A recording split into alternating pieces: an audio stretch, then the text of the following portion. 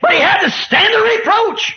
And here he has himself bound, leading up to death, in order to be put to death, to bring back eternal life. Mas ele teve que suportar o opróbrio, e aqui se encontra ele atado, conduzido à morte, a fim de ser morto para trazer de volta a vida eterna. Oh, glory to God! Hallelujah! Oh, how I love Him! Amen. Bring back eternal life and raise up every Hallelujah. Son of God down to the age. Amen. I stood with that word and took the reproach. Glória a Deus! Oh, como eu o amo! Trazer de volta a vida eterna e ressuscitar cada filho de Deus no decorrer da era, que permaneceu com aquela palavra e levou o opróbrio.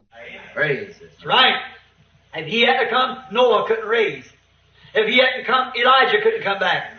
Isso mesmo. Se ele não tivesse vindo, Noé não poderia ressuscitar. Se ele não tivesse vindo, Elias não poderia voltar. If he hadn't come, Noah would never raise. Oh. If he hadn't come, because he was that predestinated lamb Amen. that come to take the reproach upon himself and die the death for every word of God that had been spoken, these righteous men have stood for. Hallelujah.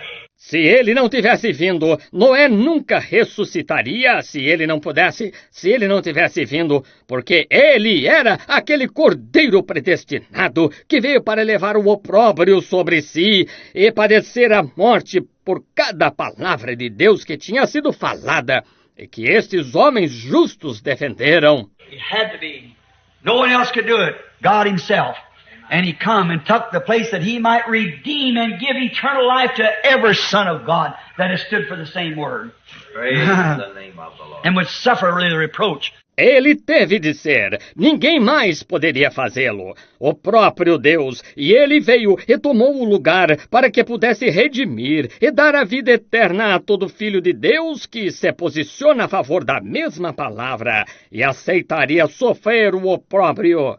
Every son of God down to the age that would stand the reproach. There was no one could redeem him, but by faith he saw that Redeemer coming. Todo filho de Deus, no decorrer da era, que suportaria o opróbrio, não havia ninguém que poderia redimi-lo, mas, pela fé, ele viu aquele Redentor vindo. Muito bom dia a todos os nossos amados e preciosos irmãos. Qual seria a vontade de Deus para nós hoje, no presente momento? Você já parou para pensar sobre isso? Qual a vontade de Deus para mim hoje, agora? O salmista no Salmo 119, verso 105, ele diz: Lâmpada para os meus pés é tua palavra, e luz para o meu caminho. Qual o caminho a seguir? O que fazer? Como devo proceder? Lâmpada para os meus pés é tua palavra, e luz para o meu caminho. Bem, Jesus quer que você brilhe hoje, como suas testemunhas brilharam nas eras passadas. No tempo passado, nós não podemos viver apenas do cardápio de ontem. William Branham, profeta de Deus para esta era, chegou em um restaurante para almoçar e todo o cardápio que ele escolhia, o garçom dizia: esse foi para antes de ontem, esse foi para ontem, esse foi para a semana passada. Então ele diz: é melhor que nós vamos a um restaurante onde tem comida que é para hoje. Agora, a mesma palavra que os nossos irmãos viveram e até morreram por causa dela, é a mesma nossa. O mesmo Deus é o mesmo nosso. Agora, qual é a vontade de Deus para nós hoje, para agora? Ele quer que nós brilhemos como aquelas testemunhas do passado brilharam, nas eras passadas. O Senhor Jesus Cristo, quando ele estava aqui andando na terra, ele deixou essas expressões em São Mateus capítulo 5, versos 14. Ele diz assim, olha: vós sois a luz do mundo. Não se pode esconder uma cidade edificada sobre o monte. E no 13 ele diz: vós sois o sal da terra. E se o sal for insípido, com que se há de salgar? Para nada mais presta, senão para se lançar fora e ser pisado pelos homens. Assim, no verso 16, o Senhor Jesus Cristo completa: assim resplandeça a vossa luz diante dos homens, para que vejam as vossas boas obras e glorifiquem a vosso Pai que está nos céus. Isso aqui é só para alguns irmãos? Para Pedro, João, Tiago, Mateus, Filipe, Bartolomeu? Não. Foi só para Paulo, para os nossos irmãos durante as eras da igreja, para o último mensageiro da era da igreja gentia, William Marion Branham? Não, isso aqui não foi só para eles. Isso aqui é para mim hoje. Isso é para você hoje. Que tamanha responsabilidade tem a pessoa que se diz cristã? Eu sou um cristão. Então você é cristão, você está suposto a ser o sal da terra, a luz do mundo. Então Jesus bate firme. Assim resplandeça a vossa luz diante dos homens, para que vejam as vossas boas obras. Mas as nossas más obras, será que não tem superado as boas? O nosso testemunho? Para que vejam as vossas boas obras e glorifiquem a vosso Pai que está nos céus. Mas nós devemos ter cuidados com isto.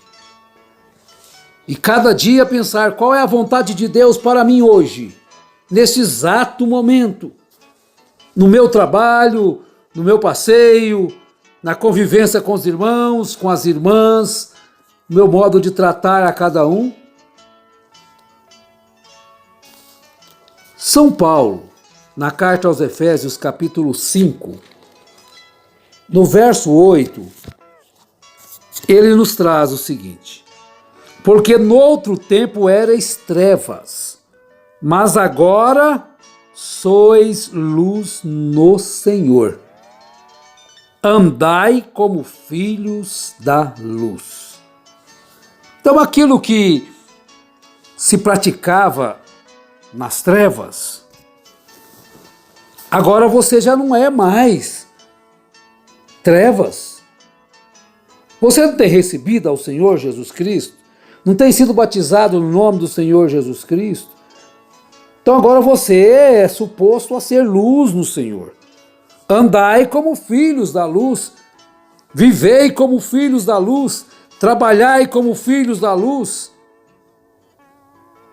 Vivei como filhos da luz. Este é o conselho que São Paulo dá. Mas foi só para aqueles irmãos lá da primeira era de Éfeso? Será que foi? Agora nós podemos viver qualquer tipo de vida, fazer qualquer coisa, viver na prostituição, viver nos vícios, enganando e sendo enganados, tapeando as pessoas, amando mais o dinheiro do que Deus. Não, não é bem assim. Porque no outro tempo erais trevas. Então, se você ainda está praticando esse tipo de coisa, essas cobiças por mulheres, atos ilícitos, cobiça de dinheiro, cobiça de fama, cobiça de grandeza, você ainda está nas trevas. Ainda não chegou a ser filho da luz. Porque se você está na luz, então ande como filhos da luz. Então as suas próprias obras, seus próprios procedimentos, suas próprias palavras. Porque São Paulo chegou a falar que aquilo que as pessoas fazem em oculto, lá escondido, camuflado, até falar é torpe. Não deve nem se falar o que fazem. Isso aí são filhos da luz, porque quem é da luz vem para a luz. Ele quer que as suas obras sejam manifestadas. A sua fineza, a sua educação, a sua conduta, a sua lealdade, a sua fidelidade. Ele não quer esconder isto. Agora, por que quer se esconder? É porque as obras são das trevas. Olha, o ladrão não quer que seu roubo seja manifesto, tem que ser escondido, tem que fugir o mais rápido possível para que não seja manifesto. E assim sucessivamente. As lascívias, a prostituição é escondido. Por quê? Porque não são obras da luz. Agora voltemos mais um pouquinho aqui no Evangelho segundo São João, capítulo 3, o verso 19 ao 21. Vejamos o que o Senhor nos diz. Olha, 19.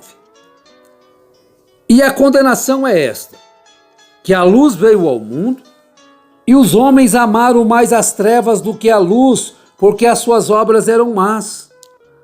Porque todo aquele que faz o mal aborrece a luz e não vem para a luz, para que as suas obras não sejam reprovadas.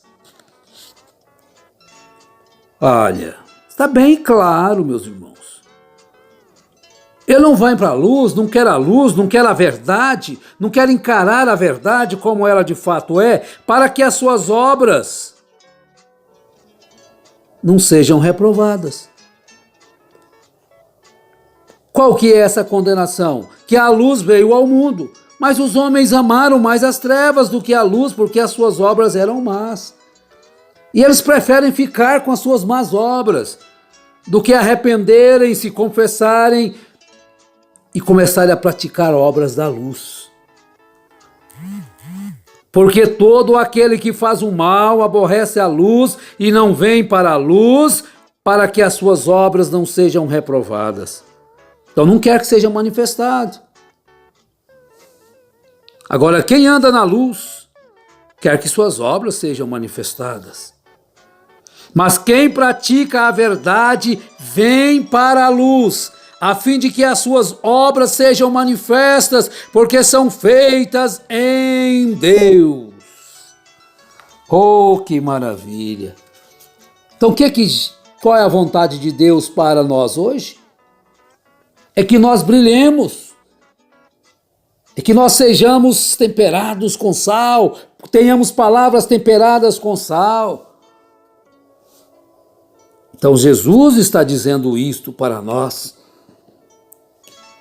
Quando você vê que as pessoas querem ocultar suas obras, é justamente porque será que elas não são obras das trevas? E as pessoas vão ver e verão que são obras más? São obras reprovadas, são ações reprovadas, tanto pela sociedade, tanto pela Bíblia, quanto pela lei dos homens, tanto também pela lei de Deus. Então vejamos nós, cristãos, façamos uma análise introspectivo do que nós queremos esconder.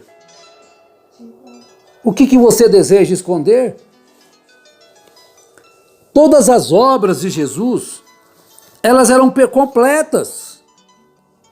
Todas as obras de Jesus foram completas. Tudo foi completo, totalmente livre. Você não tem que viver hoje sob uma escravidão do pecado, no esconderijo do pecado. Ele tirou totalmente a lepra do leproso, ele libertou totalmente a mulher da perca de sangue através de uma hemorragia, ele libertou totalmente o mundo do pecado. E por que nós queremos viver ainda escondidos em pecados escondidos? Ele libertou a igreja, então não há nenhuma necessidade de vivermos como pessoas desprivilegiadas. Não há nenhuma necessidade de vivermos em um estado de fracasso, porque ele fracassou o diabo e tomou todos os principados e poderes e os subjugou sob seus pés. Ah, mas a tentação é forte, isto é forte. Mergulhe-se em Cristo. Não há necessidade de vivermos em um estado de fracasso, porque ele fracassou o diabo e tomou todos os principados e poderes e os subjugou sob os seus pés. E eles não têm nenhum direito legal de te governarem. Vocês são cristãos, cheios do Espírito Santo. Nós não temos que ter o diabo para nos dar ordens. Cristo nos libertou numa libertação total, nos libertou do mal, nos libertou do pecado, nos libertou dos hábitos, nos libertou de falar, nos libertou da infâmia, nos libertou de todas as espécies de coisas obscenas. Ele nos libertou totalmente e nos colocou em suas santas mãos com uma completa e total libertação. Então você não tem que viver sob os caprichos de um espírito de prostituição de maneira nenhuma. Ele nos libertou. Ele nos libertou de nossas enfermidades. Ele nos libertou da enfermidade, pois nós temos uma obra abstrata para aquilo. Aleluia! Ele foi ferido pelas nossas transgressões e ele deixou o seu sangue remidor para que por ele nós nos tornemos alvos como a neve, através dos três meios do perdão, o arrependimento, a confissão do pecado. Então não se esconda atrás de um pecado. Deus, Ele tem a vida. Cristo consumou todas as coisas no Calvário. E todas as obras de Jesus foram completas. E que Ele quer hoje que nós sejamos verdadeiros e autênticos cristãos. Ele quer que vocês, irmãs, sejam verdadeiras e autênticas cristãs, vivendo uma vida pia, pura. O que Ele quer dos seus pregadores? É que combata o pecado até a raiz e não se coloque como defensores de pecado. É uma lástima pregadores se esconderem atrás de um púlpito para defender pecado. Não tem nada pior do que isto. Mas Deus vai dar força a todos. Deus dará força a todos que pregam o Evangelho para se posicionarem contra o pecado e permanecerem pela verdade de Deus. Em nome do Senhor Jesus Cristo, eu suplico a Ele que cada um receba aquilo que está precisando para refletir a luz de Cristo nesse dia, para que possa fazer aquilo que Ele quer que nós façamos. Em nome do Senhor Jesus Cristo, todos sejam abençoados, fortificados pela graça e pelo amor de Jesus Cristo, e ande com esta lâmpada para os seus pés, que é a palavra de Deus, e ande com esta luz em seu caminho, que é a palavra de Deus. Lâmpada para os meus pés é a tua palavra e luz para o meu caminho, em nome de Jesus Cristo. Amém, Senhor. Amém. Brilhando, brilhando, quero brilhar como a luz. Brilhando, brilhando, sempre brilhar por Jesus. sempre brilhar por Jesus.